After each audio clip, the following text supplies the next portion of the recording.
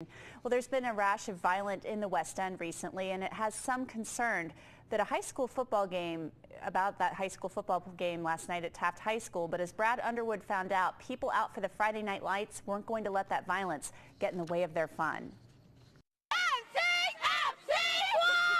Before kickoff, players, band members, and cheerleaders, Taft seniors, are celebrated. It's the final home game of the regular season.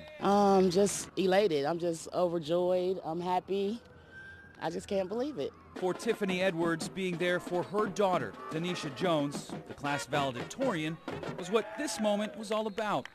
However, she does know about the violence that surrounds the West End and has hope for the young people in Cincinnati. I know the power of prayer and everything, so I pray with her every day. I drop her off at school and everything, so I just pray for all the youth. Cincinnati police officers are visible inside the stadium. Typically, there are 4 officers for every game at Stargell.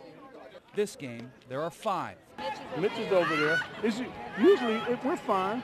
Sergeant Louise Shields works at most games at Taft, but couldn't say if the additional officer was a result of the recent shootings in the West End. But for Sergeant Shields, being at the games is something that she looks forward to.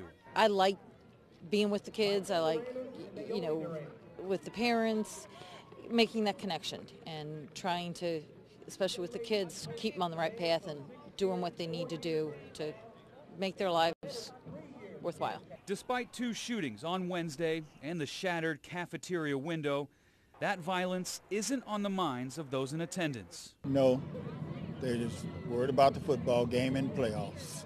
Yes, sir. They know it had nothing to do with Taft. Nothing to do with Taft. This is what it's about right here.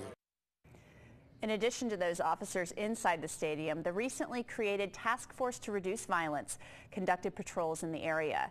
There still haven't been any arrests in those shootings that took place in the West End this past Wednesday.